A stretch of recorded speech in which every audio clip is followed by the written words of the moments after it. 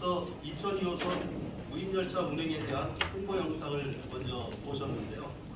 더욱 안전하고 정밀한 무인열차 운행이 인천 2호선에서 시작된다는 내용인데요. 처음부터 무인열차 운행으로 설계된 인천 2호선이 오는 3월 무인열차 운행 시범 운행을 시작합니다. 기관사 없이 달리는 열차에 대한 시민들이 우려하는 부분들이 있는데 이런 부분을 단정할 수 있을지, 또 무인열차 운행이 재정적인 면에서나 운영적인 면에서 효율적인 방안이 될 수 있을지 여러 전문가의 의견을 듣고 다양한 의견을 나눠보도록 하겠습니다.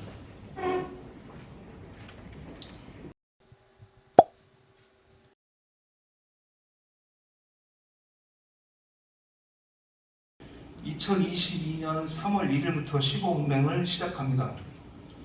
3월에서 8월까지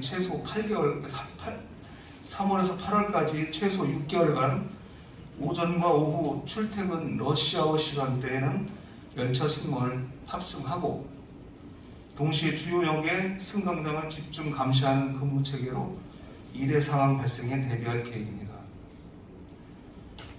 시범 운행 시작 후 3개월 단위로 무인열차 운행 실적을 분석하고 전문가 그룹의 그 실적을 평가하며 평가 결과를 바탕으로 향후의 운영 방안을 결정하겠습니다.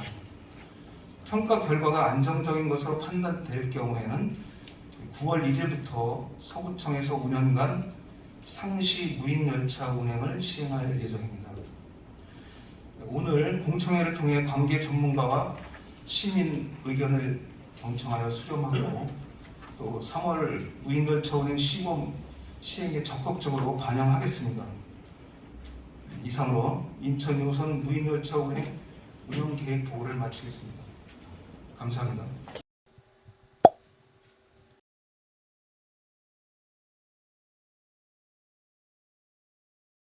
그리고 충분히 기관차 운영을 해도 앞의 삶과 지금의 삶과 별반 다른 게 없는 것들이잖아요. 사실 여러분들도 전철 타고 계시지만은 여러분들이 무인 전철을 탄다고 해가지고 엄청난 새로운 어떤 경험을 하게 된다든가 아니면 또는 내 삶의 질이 바뀌지 않잖아요 지금.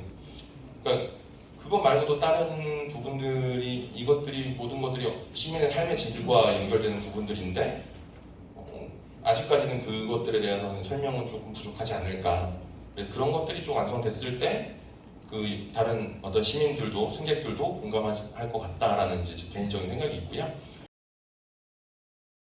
실질적으로 무인운전을 하기 위해서는 5등급에 비해서는 되지는 않는다. 다만 이것을 4등급이나 3등급으로 경감했을 경우에는 무인운전이 가능하다. 단계별로. 그렇게 저희가 연구 용역 결과를 인천교통공사에 저희가 결과를 냈습니다. 그래서 거기 보면 안전대책이 쭉 하나, 둘, 셋, 넷 다 6가지가 있지만 이것이 지금 현재는 5등급에서 4등급, 3등급으로 경감을 했기 때문에 단계적으로 이제 무인운전을 해도 되는 결과로 도출이 됐습니다. 저는 2007년부터 2010년까지 4년 정도 걸쳐서 안전 무인 운전을 위해서 부산의 4호선, 이남에서 방송까지 그 구간에 제가 투입했습니다.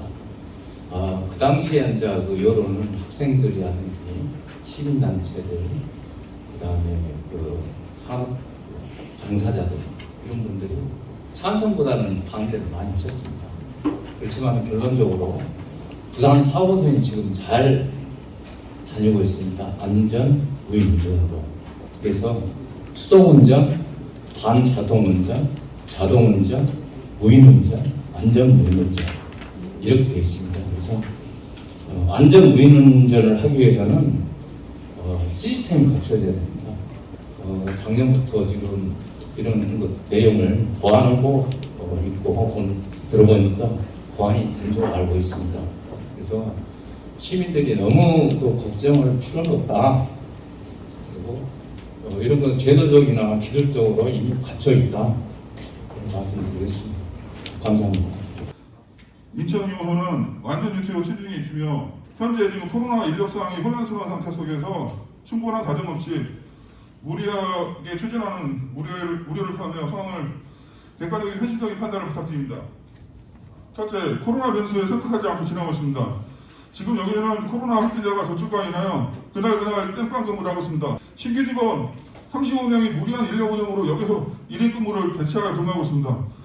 부족한 현장 경험 등으로 단독 사고를 해결해야 하는 상황 속에서 능숙한 조치가 가능할지 의문입니다. 두 번째는 지하 구간의 수동 운전이 비중이 결코 작지 않다는 겁니다.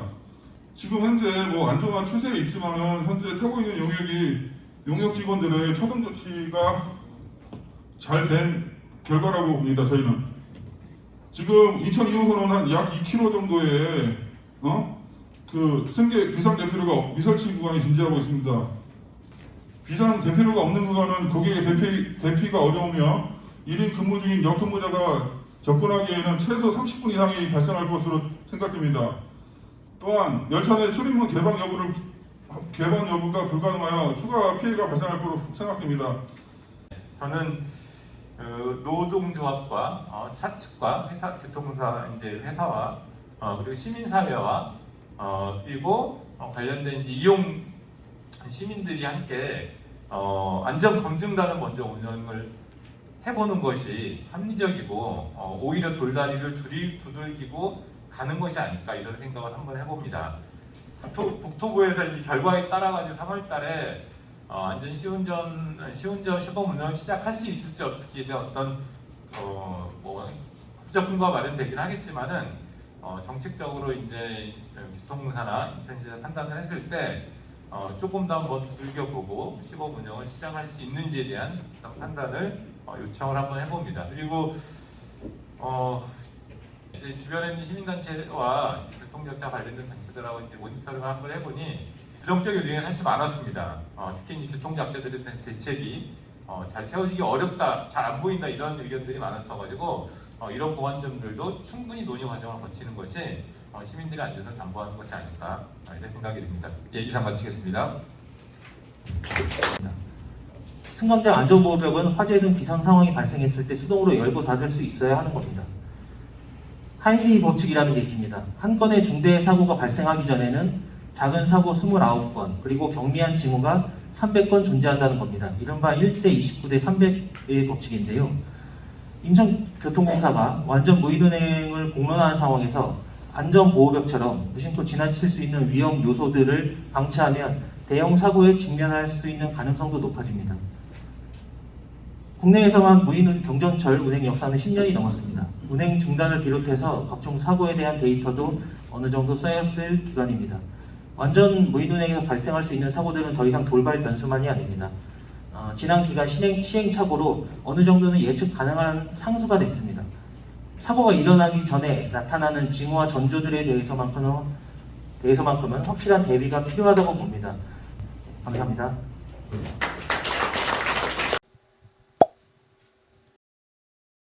예, 내용이 있으면 질문해 주시고 여기 토론이나 발제해 주신 분들께 질문을 해 주셔도 됩니다.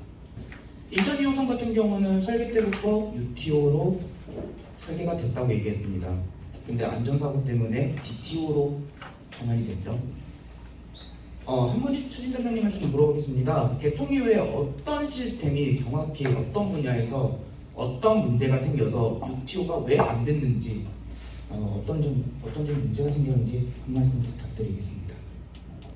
개통 초기에 발생한 몇 가지 사례를 들면은 운행 중 단전에 의한 열차 중단, 또 신호 시스템 고장에 의한 열차 중단, 그리고 이제 소화수 설비가 누수되는 관계로 갑자기 단전되면서 열차 중단되는 사례가 발생했었습니다.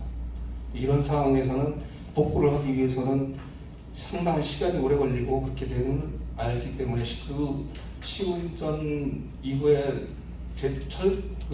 철도 차량 제작사 측에서 그 시스템이 완벽하지 못함을 인정하고 제작사 측에서 안정화될 때까지 승무원을 탑승해서 운행하는 것이 좋겠다는 의견을 제시해서 거기에 그때부터 이제 승무원이 탑승하는 걸로 시작하게 됐습니다. 그 이후에 약 5년에 걸쳐서 정확히는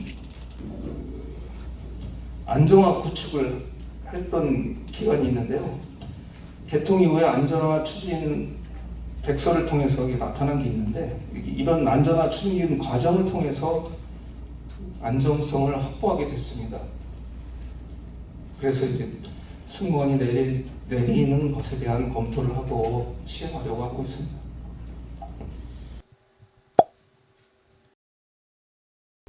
인천 도시철도 2호선 UTO 무인열차 운행 공청회, 오늘 긴 시간 함께해 주신 전문가 그리고 관계자 여러분, 현장과 유튜브로 참여해 주신 시민 여러분, 대단히 감사합니다. 이것으로 공청회 모두 마치겠습니다. 감사합니다.